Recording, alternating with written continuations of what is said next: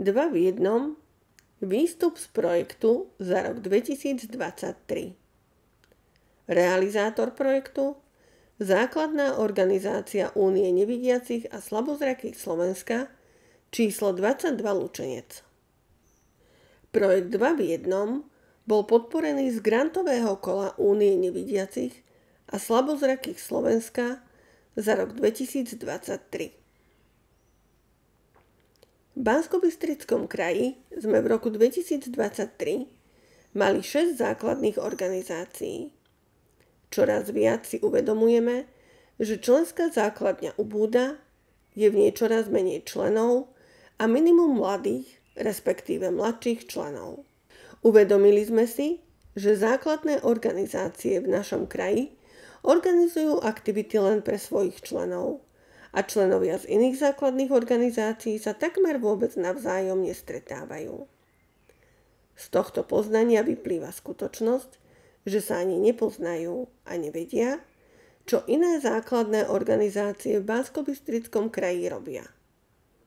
Aj z tohto dôvodu sme vymysleli 3 aktivity s jednoduchým názvom Buďme spolu. Cieľom projektu bolo navzájom sa stretávať, spoznávať. Aktivitami sme chceli overiť naše vedomosti, zručnosti, tvorivosť, zašportovať si, zároveň navzájom sa zoznámiť, lepšie sa spoznať a spoznať aj to, čo robia iné základné organizácie. Chceli sme napomôcť tomu, aby sa postupne vybudovali a upevnili väzby v rámci komunity ľudí so zrakovým postihnutím v Banskobystrickom kraji.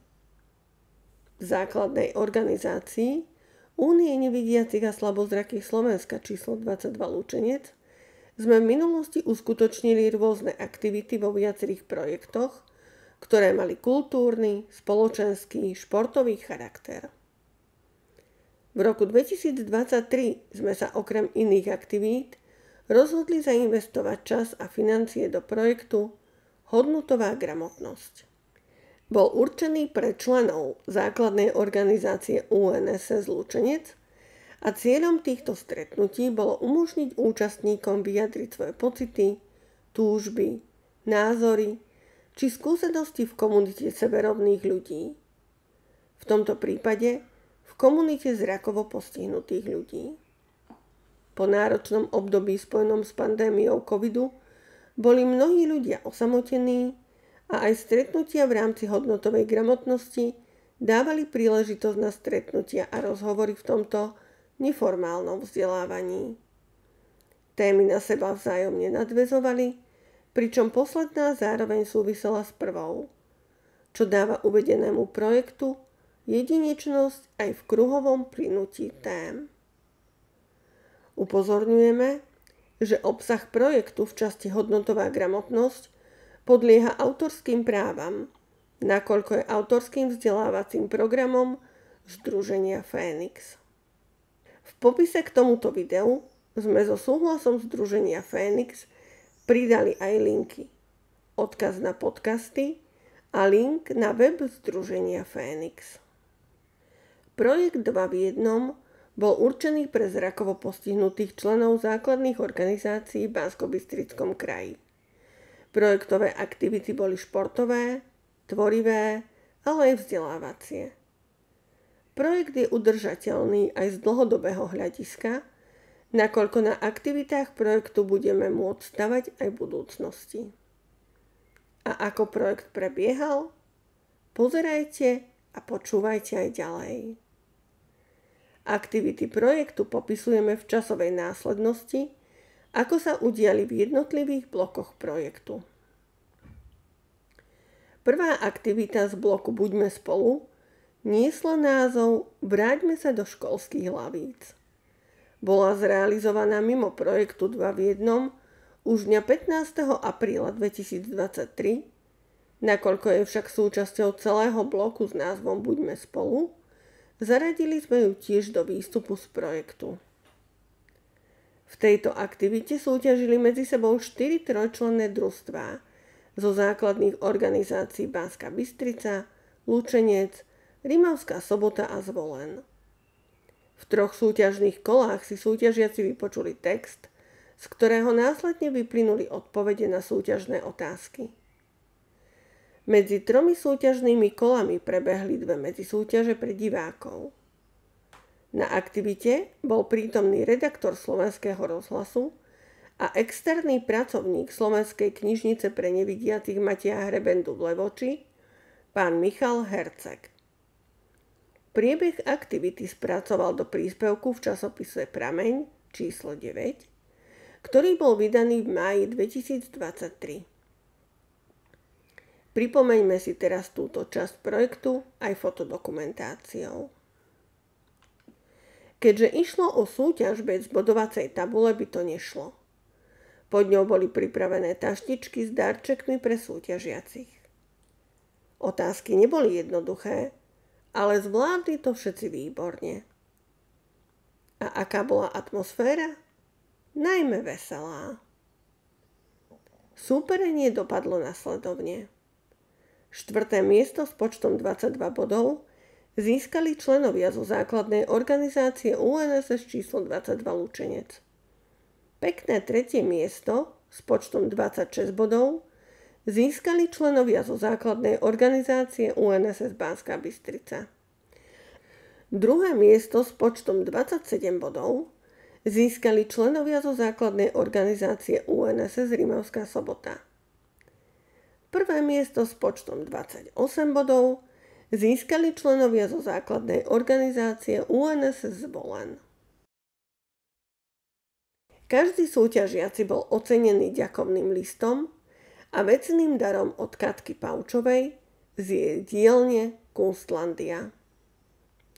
Aktivitu pripravili a lektorsky viedli Jarmila Paučová a Ondrej Hrašna. Aj zrekač môže byť zdatný. Takýto názov mala aktivita číslo 2. Bola zrealizovaná koncom júna 2023 na Lučeneckej priehrade. Bolo nás 32 a všetci sme sa stretli, lebo sme chceli súťažiť, opiec si špekáčiky, pochutiť si na výborných lágošoch, či len tak byť s členmi zo základných organizácií Banská Bystrica, Lučenec, Rimavská Sobota a Zvolen. V tejto aktivite 4 trojčlenné družstvá, reprezentujúce svoju základnú organizáciu, mali splniť 4 jednoduché športové aktivity. Za každú splnenú úlohu dostali zalepenú obálku a v nej skrytú indíciu. Bolo potrebné vylúštiť ju a prezradiť, čo bolo mottom sobotňajšieho stretnutia. Vráťme sa teraz spoločne v čase a pripomeňme si radosťou naplnené spoločne strávené chvíle. Než sa dozviete, ako znelo motto sobotňajšieho stretnutia, povieme si, aké športové úlohy museli súťažiaci splniť. Jednou z úloh bolo prejsť vyznačenú dráhu s navigáciou vidiacej osoby. V jednej ruke súťažiaci držali badmintonovú raketu. Na jej vrchu mali položenú farebnú loptičku. Aby sme si boli všetci rovnocenní, osoby so zvyškami zraku mali na očiach klapky. Na fotografii je žena, ktorá má oči prekryté klapkami. Kráča pomedzi kuželky a v rukách drží badmintonovú raketu s loptičkou. A tu je už ďalšia súťažiaca. Stojí na štarte. Za ňou sú rôzni členovia zo základných organizácií. Jedna z úloh bola zhodiť čo najviac kolkov bowlingovou guľou. K tejto disciplíne nie sú fotografie.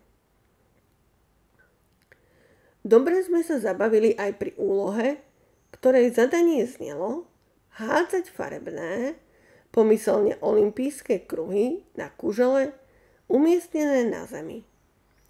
Na fotografii je možné vidieť 2 kuželky položené na zemi a nad nimi je viditeľný letiaci oranžový kruh. Tu už stoja 2 dámy. Hádžu kruhy na kuželky. Niečo sa podarilo a niečo skončilo aj mimo nich. Nevadí, aj snaha sa cení. Súťažiaci hádzali tiež farebné gule do vedra, umiestneného vo výške hrudníka. Zapojili sa ľudia rôznych vekových kategórií. Helenka, dáma v najlepších rokoch, drží v ruke oranžovú loptičku a zameriava sa na vedro, do ktorého ju má trafiť. Ďalšia účastníčka projektu hádže žltú loptičku do vedra. Loptička letí vzduchom. A teraz vám už prezradíme, ako znelo motto súťaže. Novohrad spája zrakáčov z kraja. Každý súťažiaci dostal pekného malého trpaslíka ako spomienku na súťažný deň. Trpaslík bol buď modro-biely s bodkovanou čiapkou, alebo červeno-biely. Tu ich v rukách držia páni, zástupcovia z Volenskej aj Rimavsko-Sobotskej základnej organizácie. Aktivitu pripravili a lektorsky viedli Jarmila Paučová, Ondrej Hrašna a Renata Oláhová. Medzi súťažami sme mali prestávku a v nej si niektorí pochutnali na langošoch z nedalekého bufetu. Príjemným spestrením bolo len tak si sadnúť okolo ohniska a na ražďoch si opieť špekáčiky. O občerstvenie sa postarali naše milé členky. Občerstvovací tím zľava Slávka, Janka, Ivetka. Aj zrakáč môže byť tvorivý bola poslednou aktivitou súboru aktivít Buďme spolu. Počas tohto dňa si účastníci projektu pod vedením skúsených lektoriek vytvorili krásne ikebany a tiež ozdoby robené technikou makramé. V priestoroch Novohradského múzea a galérie Lučenec si účastníci prešli aj priestormi tejto inštitúcie, ktoré sú sprístupnené aj pre osoby so zrakovým postihnutím. Aj zrakáč môže byť tvorivý. Aj táto časť projektu bola veľmi zaujímavá pre ľudí so zrakovým postihnutím. O aktivity bol veľký záujem. Lektorka Janka doniesla materiál na ikebany v krabici. Rôzne vetvičky, plody a šišky. S nimi potom účastníci projektu pracovali a vytvárali rôzne výtvory. Tu už môžeme vidieť, ako pani Janka podáva ikebanu jednej dáme. Na fotografii vidieť iba ruky a v nich ikebanu zo zelených listov, oranžových a žltých bobuliek, ktoré sú v plochej miske a v strede je miesto pre sviečku. Ďalšie fotky a videá už patria tvorbe makramé. Na fotografii vľavo je vidieť lektorku pani Evku, ako vysvetľuje a pomáha zrakovo postihnutým ľuďom zvládnuť techniku viazania uzlov a zapletania, pričom výsledkom sú prakticky alebo dekoratívne využité produkty. Na detailnej fotografii môžeme vidieť niekoho usilovné ruky pri práci s podložkou, na ktorej sú nite naviazané v základných uzloch. Na videu vidieť viacerých účastníkov projektu a lektorku. Členovia základných organizácií sa snažia popasovať s prvými uzlíkmi. Na ďalšom videu je základná podložka so zelenými a bielými niťami, ktoré niekoho ruky usilovne splietajú do copov. Úplne rovnako, ako keď si dievčatá pletú cop. Táto aktivita ukončila prvú časť projektu.